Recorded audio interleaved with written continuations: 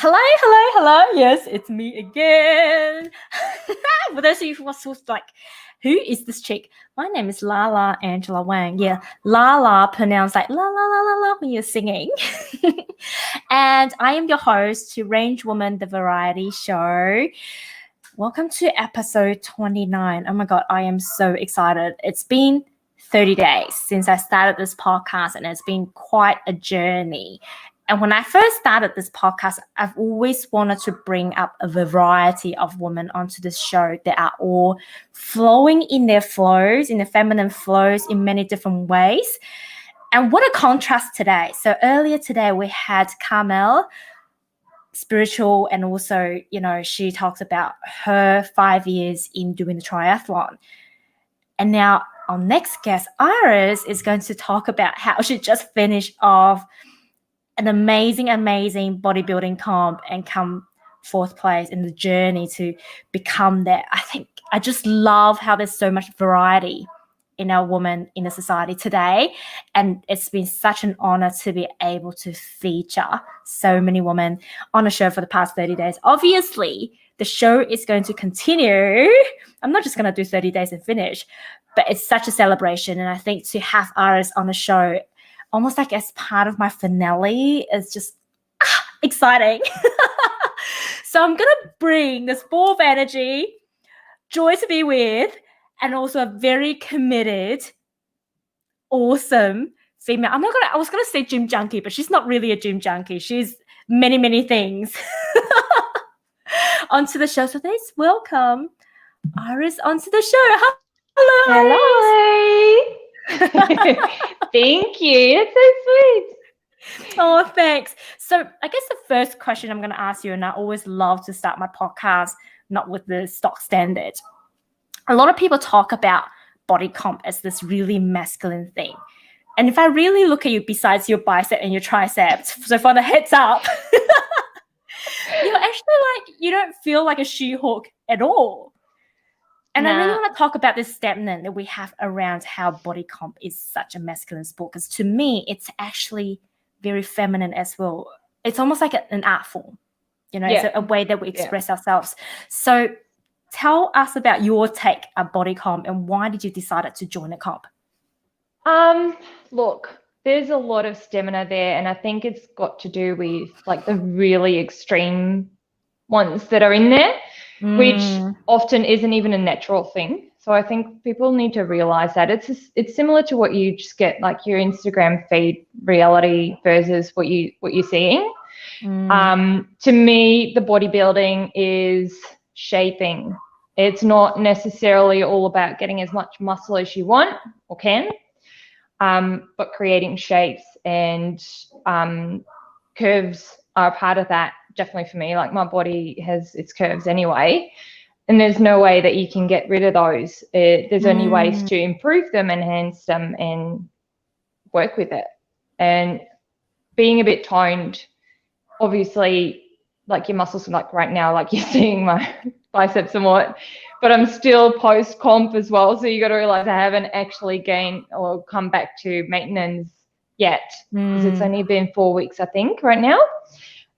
Plus I've just trained in the morning, so that's probably a little bit of a pump there too. So, I think feminine masculinity is like you say, it's an art. It's to me, it's beauty in a way of expressing not the muscles. It's the shape. It's your commitment. It's being you and embracing it, and your strength physically and mentally, because what a lot of people don't realize either is that doing a comp or the training that comes with it is a part. It's not everything. It's only a small thing, really. It's more mental game than anything. And I really want to emphasize that. It's so many people are well, when you join a comp, that's your life. That's all it is in that tunnel vision. But Iris actually have a human job. Yeah, I've got a full-time job. Yeah, right. So tell us about who you are to start with. Who is Iris? And also your little puppy dog that just went through the background. I know. Hoovering around here. Who are you and what got you started on your fitness journey? Who am I? Well, I am, as a day job, I'm actually a marketing manager. So it's been something that I've been doing for years, even back home. So I'm not actually originally Australian, as a little detail as well. I've been here for, 8 years now, almost. And really enjoy marketing, actually, and especially the consumer side of things, because there's the psychology involved and looking what actually drives and motivates people, which is the main thing that I find interesting in that marketing kind of area. I mean, marketing it's such a huge, broad term, but yeah, that's sort of the direction that I particularly love. So yeah, doing a full-time job, and my fitness hobby, or it started anyway, but as a hobby, and more started, I think, look, I mean, I was doing things back home as well, but it started more actively and actually going like 4 or 5 times a week to the gym probably 6 years ago. And it especially started for me being active and having some form to burn energy. I seem to always get energy. Don't even ask me where. I always have energy. It doesn't matter. Even in the last week of comp prep, sitting at 900 calories, which, by the way, not sustainable, I was fine. I still did my sessions, wasn't exhausted. Like, I could feel the deficit, but I don't know. My energy is just always there. So it was a form of getting rid of that energy, and also mentally just working on that, having something to challenge me, which is generally something I try and do anyway, like challenge myself. And a bit of a health thing too, because I often had, I wouldn't say any serious stuff, but just stomach or gut issues. So that eating healthier and looking at what was really upsetting my stomach and things like that was a part of actually starting that, and that together just become this really big hobby or passion really for me. And at one point I also worked in the fitness industry, considered doing that as a full-time thing, but then really missed the marketing again. So that's why I went back into marketing, left the fitness for what it is, but it's still something that I really get involved with. And yeah.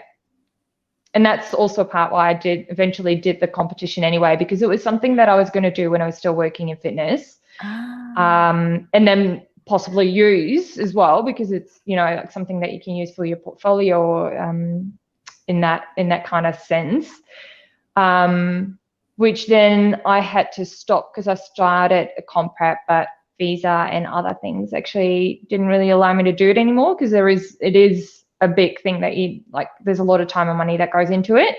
And then a few years later, now I found that I did have the time, even though it was with the whole COVID situation. We kind of took it to an advantage, or made it work for me anyway. So then did the comp this time, and it was really just as a challenge and goals for myself, and yeah, nothing that I really get out of it or can use for it really, but it's good. It's a good sense of self, sort of. I don't like to use the word validation, but it's almost like I've achieved this, and it doesn't really matter what other people think, right? It's what you exactly feel. It's something that I intended to do a whole time back, and I've been involved with also a friend of mine that has done a lot of comps, and I was always backstage. So I always got comments from people too, like they've seen my face around and they were like, oh, have you done a comp? Or even when I was there, like sometimes like, oh, are you doing this comp? And I'm like, no. Or people expecting me to be a personal trainer and things like that. And no, like I'm not, but it's it's a validation, I guess, in the way that it's showing that I am committed to it and I am really into it. And just finally having it done anyway, like just that thing, like at least I've done it. It's a little bit like I remember when I first ran my half marathon, and I always knew I'm not going to do a full marathon, maybe not just yet. But it's like it doesn't matter what other people think. I've done it. It's a tick box, and it makes me happy knowing that my body is capable of achieving this if I really set myself that goal to it. Yeah, exactly. So my question that is, was me. Can you remember your first time into a gym? Like, what was that trigger that made you want to go into a gym? And that's so long ago. See, the thing is too, I was a dancer. So even like stepping into a gym or anything wasn't necessarily, it was just kind of a different playground in a way. I guess you can, that's the way I would see it. And even now too, with the competition and being on stage and the posing and everything, which is a major thing, because it's not just your physique. Like, you need to present yourself on stage and be confident, and they don't just look at your muscle, like they look at the overall, at your posing, at your confidence, at your stage presence, obviously, as an overall is a major thing. So with the posing and being on stage, I was quite comfortable. Like, even backstage, when just before we would go on stage with the girls there, and there were so many like, oh, I'm so nervous and this and that, and I was just standing there pumping my muscles a little bit up and thinking, yeah, I'm good. Like, there's these nerves, but they're the healthy nerves that keep you on your toes.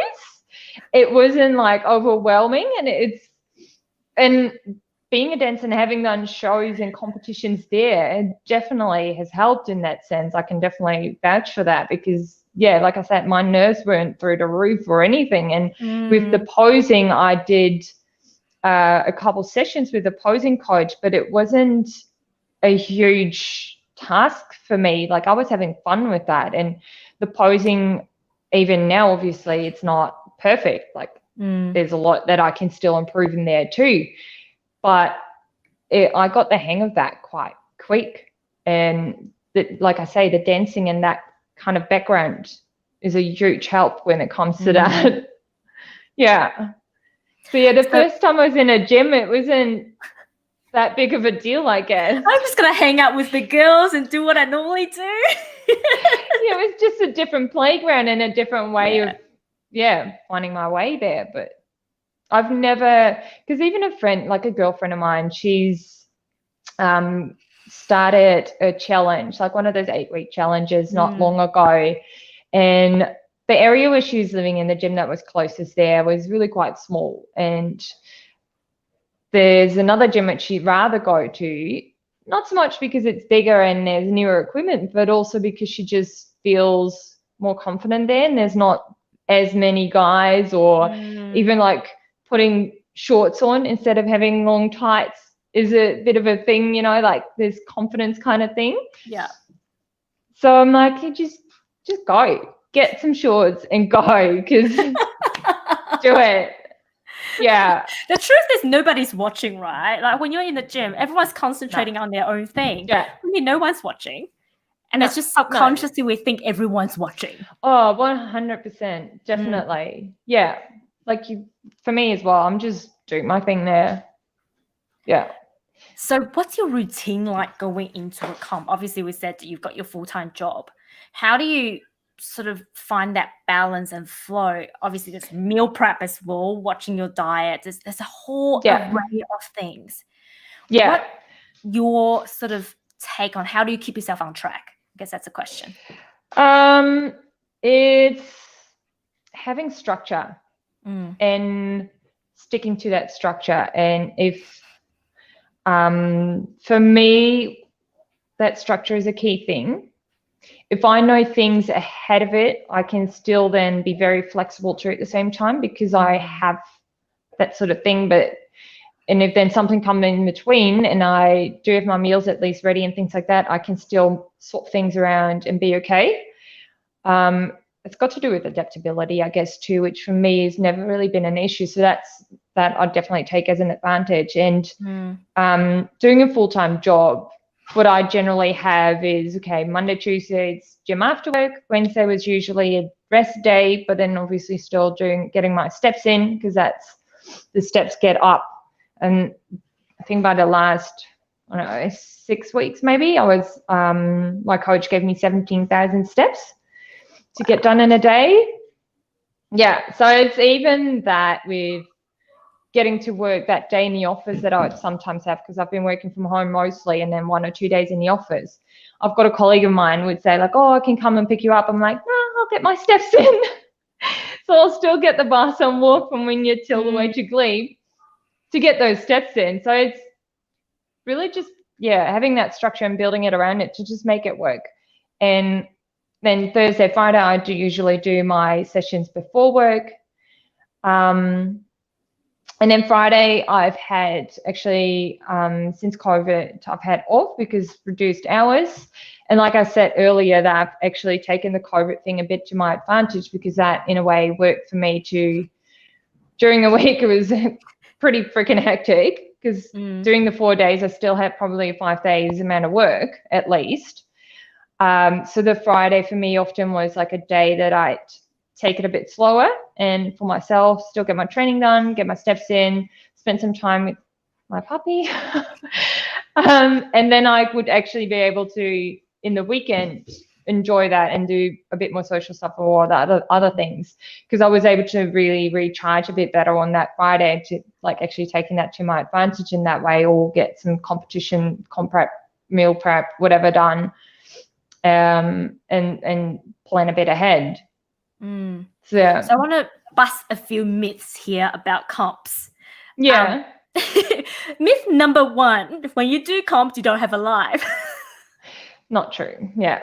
I mean, it takes a toll, I guess, in a way that, and again, that has to do with how adaptable you are and how you're taking on things. It's, for me, the tracking your food and everything is a bit of a habit as it is. So with my coach, for example, I've got a platform where he puts my macros and the calories in, and I literally fill out the food that I want, which then obviously need to add up to what he's given me. And that tracking makes it easier. But even if it's a flexible dieting, I know, because I've been doing it for such a while, the longer you do it, the easier it becomes, really. And that's, I guess, for a lot of people at the start, a bit of a thing, because how do you track your food? How do you know how much this is? And, or, it takes so much time to put it in an app and things like that. And yes, sure, at the start, that'll take time. But because I've been doing it for a while, and if you really stick to it and actually bust through that moment where you feel like giving up, that's where it becomes easier. You just need to break through that, I guess. And because I've been doing it for so long, it doesn't feel like a mission. It's to the point where I actually have my portion of chicken that I don't actually put on the scale and think, oh, that's about it. And then I'll actually put it on the scale to test it, and it's exactly what I need. Where it's like, yeah, I got this. That kind of thing. But it takes time, of course. And you've got to plan things a certain way to make it work for you. And if you are a person that really struggles socially to say no, and therefore avoid the social life, then you're going to miss out. Yeah. But then that's, again, that mental game, what I was referring to earlier. It's not just the physical and the training and prepping your food. It's being mentally strong and committed to your goal. And if you're going to do a social thing, you need to be able to say no. Or adapt, right? I mean, it's as simple as that. It's hard, but it can be and that's, I think a lot of people struggle with that, to say no and be that exemption or whatever they actually judge themselves with then in that moment. But you're just doing your thing. So just say no, and whatever they're going to say or what you think they're going to think, don't even go there, because If you want to get it done, if you want to make it work, you just you need to have that mindset. Yep. How good. Now, myth number 2. Comp prep is only chicken and broccoli. No. Like I said earlier, you've got your macros, you've got your calories. As long as you stick to that, and obviously it's a choice of food as well, what works for you or not. And like I said earlier, I started the gym and the health stuff for energy, but also health reasons with my gut. So if I know that something's going to upset my stomach or make me hold more water, especially towards the end of comp prep before you go on stage and things like that, you obviously want to avoid that. And for me, especially what we figured out as we went through the whole process was that the last 6 to 8 weeks, I was very strict on only having whole foods. But it doesn't mean it's only fish and broccoli or chicken and broccoli and things like that. I mean, another myth, I don't know if you have that one coming up, that you can't have carbs. My comp prep and food, like my macros, were protein and carbs. Because my body, apparently, we figured out early on, thank God, in comp prep, doesn't absorb fats as well. Or from blood tests anyway, it was showing that it wasn't absorbing it that good. How do you find out? It was quite a comprehensive blood test, so not just your standard markers, but a few extra. And my coach works with someone who's like a blood expert, so he looked at all the markers and actually found out with the few that were slightly off, because from the doctor's perspective, he was saying, oh no, everything's fine, looks completely healthy. And I'm like, yeah, sure. I mean, I am pretty good with my health and look at how and what, but it goes further than that, obviously, when it comes to like really being in comp prep. So my coach has got a guy who's a blood expert and looks a bit further than that, and not just your average. Like, because when you get your blood test back from the doctor, it always says like, oh, it should be between this and that. But that's taking the whole population and then making an average.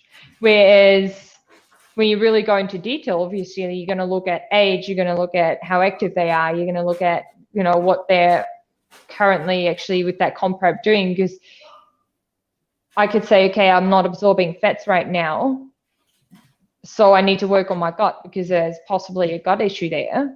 But because I'm in comp prep, I can't actually afford to go and do that. So he's given me a protocol that will work for right now anyway. And then now after comp prep, we might look a bit further into that. But that meant from doing a program that my coach had given me that included 3 keto days, I believe, from what I remember, and even my coach was saying this is one of the hardest decisions I've made, because we already had started comp prep. And we're a few weeks in, and then actually changed drastically to only do carbs and protein, which meant as my calories went down towards the comp in the last, I don't know, let's say 2, maybe even 3 months, during the week, because on the weekends I often had a slightly bit higher calorie budget that I had, my fats were only sitting at 10 grams of fats a day, which is ridiculously low, especially for women, but it worked. So up to comp prep, up to very last end, my diet especially was just carbs and protein. My fats I was getting out of my lean chicken mince, because even there is a little bit fat. That's like there was no additional fats for me, because all the fats that I was getting was already in my protein pretty much, or the food sources that I had.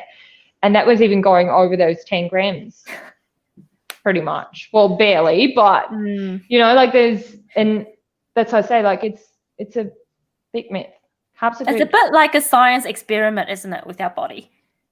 Yeah, it is. And it's super different for everyone. Like, it's got such a different, it's so individual for everyone.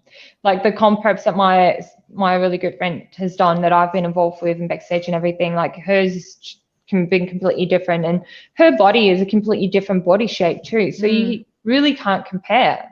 No. And how much has mindset come into this whole thing? Because I know you talked about it a couple of times. Major.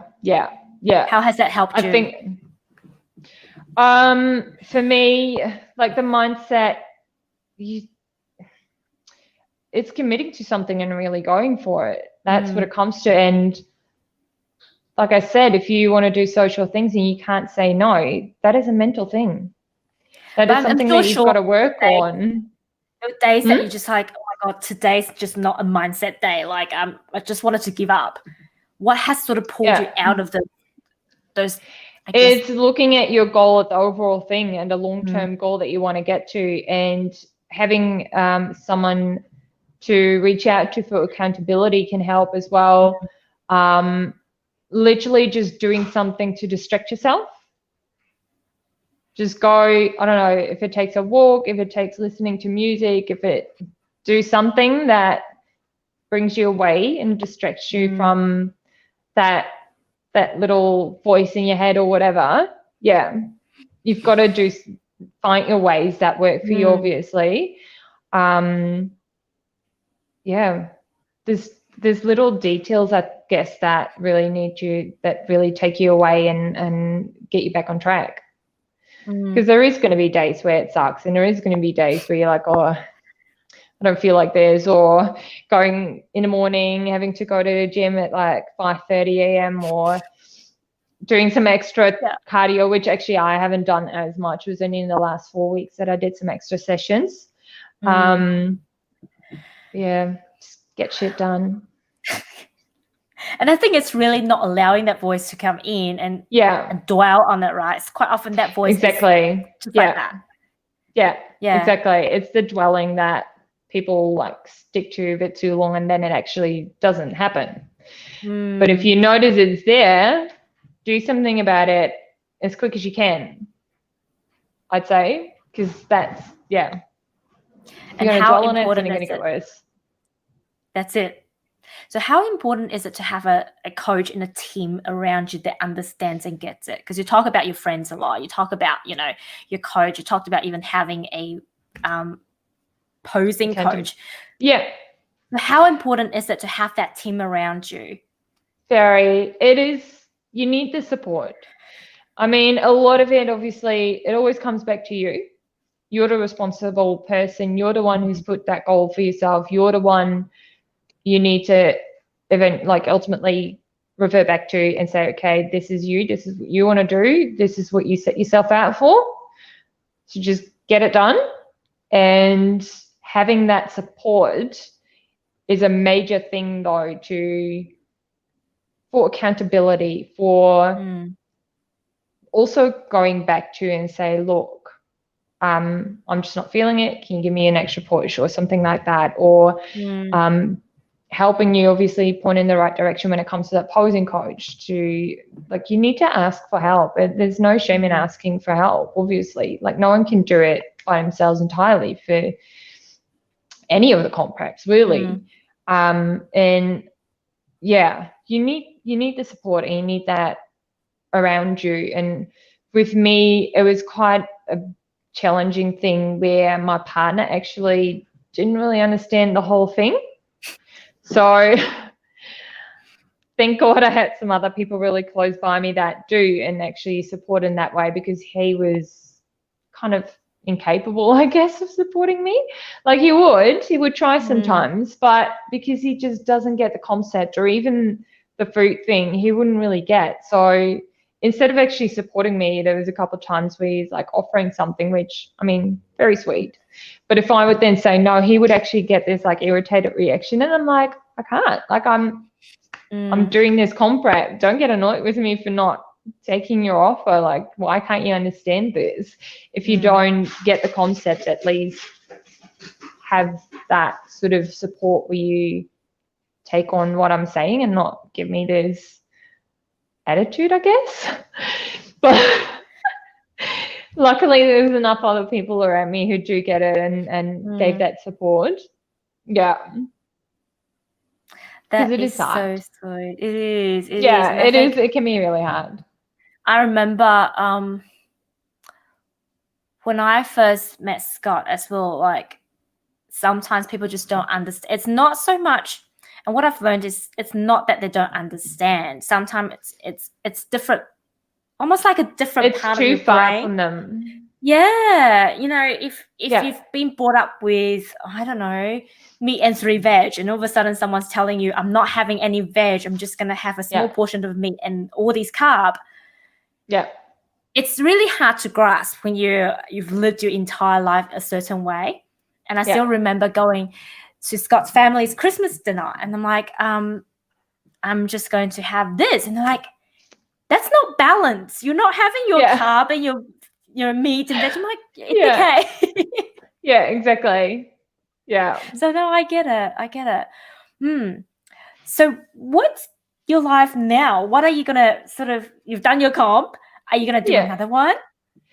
Maybe. Don't know yet. It just depends a bit, I guess, on how I bounce back, how next year is looking. I would be keen to do another one, either the first half or the second half of the year.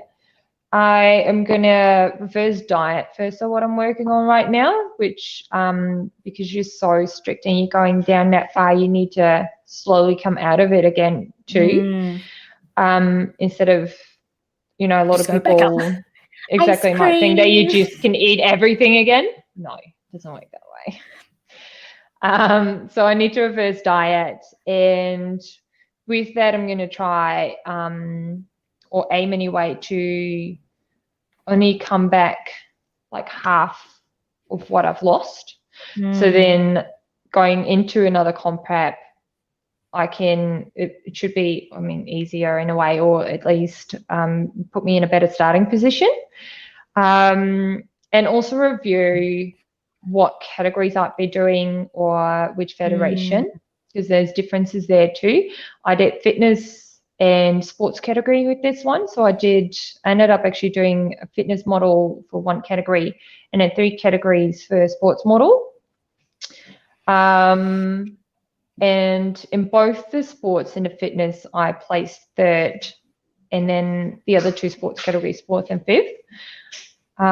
And with the feedback or like what I've like from reviewing things as well, I guess if I'm going to do another comp prep, it's going to be either one or the other. But then again, different federations offer different categories too, now that I know what my body can do and where we can get it, or better anyway, obviously, because I've done it. So we've got a much better gauge than what we had when we started with this first comp prep, to see if there's any more suitable categories for me to work to. So yeah, there's quite some details, I guess, to look at and to see how it is. Yeah, no, definitely. Yeah. You don't just go into a comp and go, yep, that's it, right? I mean, you can, but if you really want to do it properly and go for it, it is a bit of a strategic thing, because if I'm going to do a different federation and go, say, the wellness category, I would need to really start on getting some gains in my legs, because I would need bigger legs. If I'm going to do fitness or bikini, because again, fitness and bikini in some federations, doing bikini is pretty much fitness for the other federation.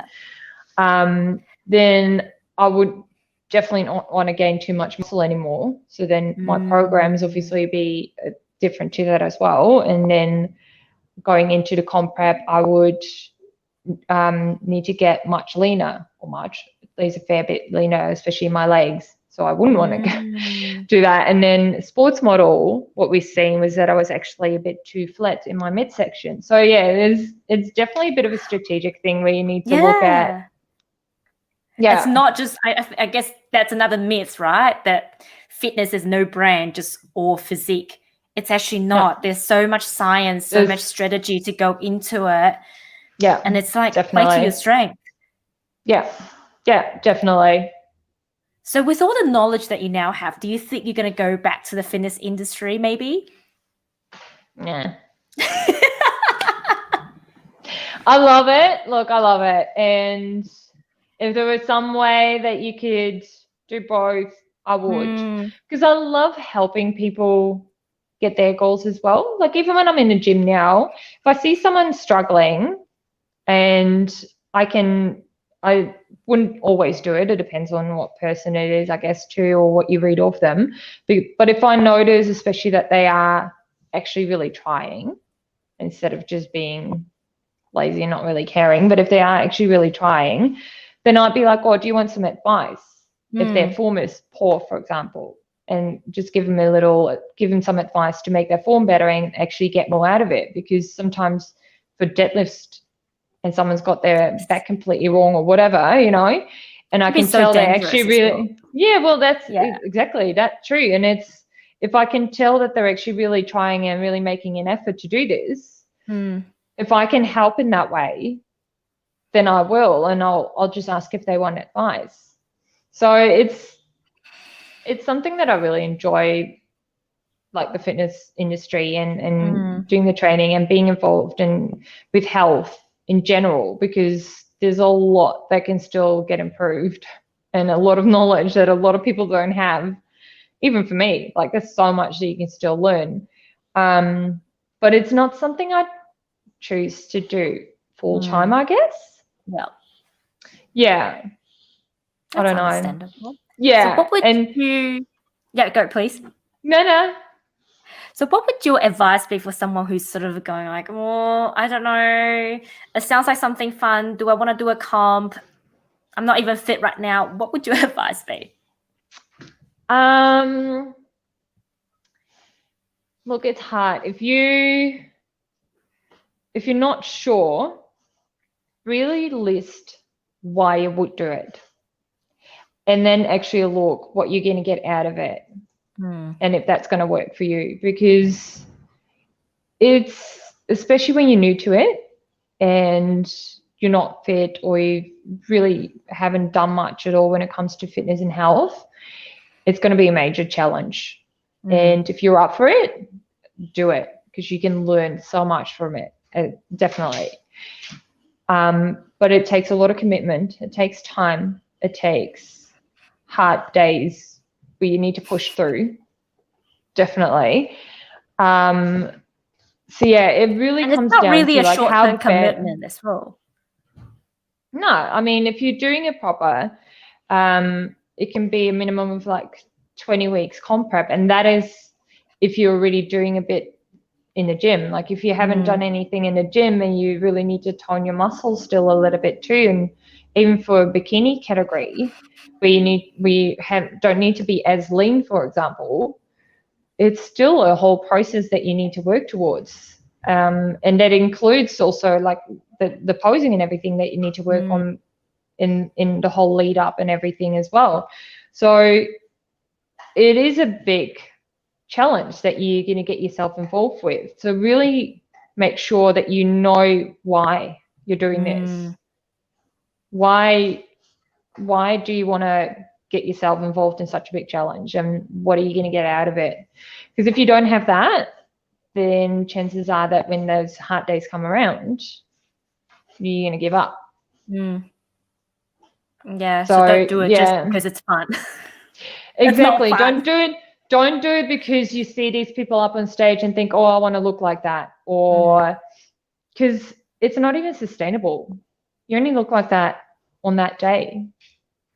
Because even like, yes, I'm still leaner now, and obviously you'll be lean for a while, but what you actually see on stage and what you'll see on Instagram or wherever else, that is that day where you need to be on point, and everything is like shrink down. The 2 days before the competition, for example, I was only drinking 1 liter a day of water to get the water out of me and really dry up a bit.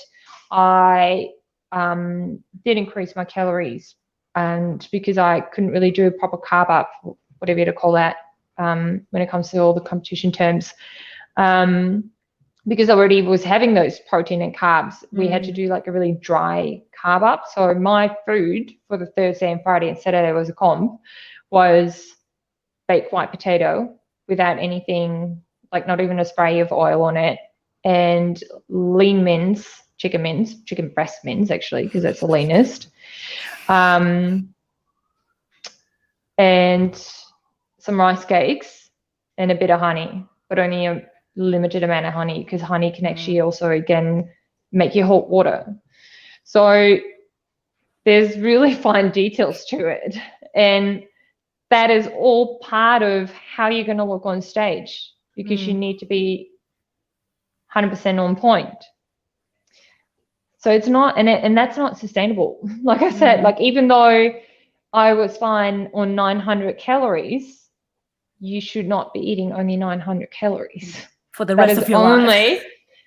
Exactly. That is only that 1.5 week or 2 weeks, whatever it was before comp, to really go. And again, it's a personal or individual thing. Some people can stay up around 1,500 calories up to comp.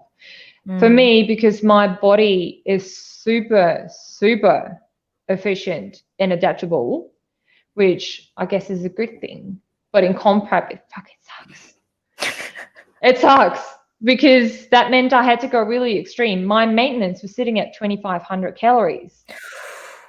And I've had to go all the way down to 900 to really get that last bit away from, especially my legs, because my legs, my lower body were the main challenge to get that lean enough. And because my body adapt so quickly to those changes and getting down in those calories, we had to go quite extreme.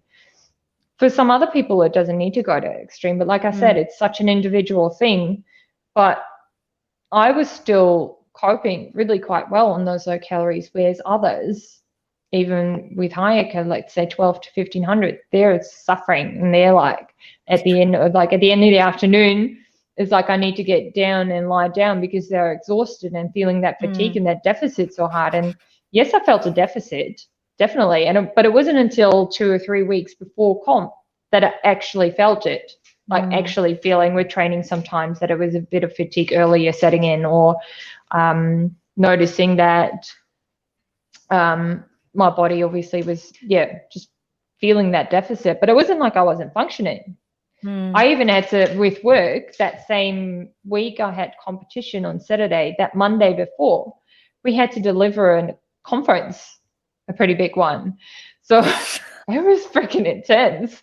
My weeks, like I said, it was pretty intense, because we had to deliver that event, which obviously was right before my comp.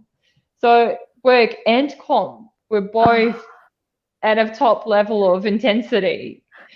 But yeah, I managed to I would have do been like it either this way. probably. Yeah.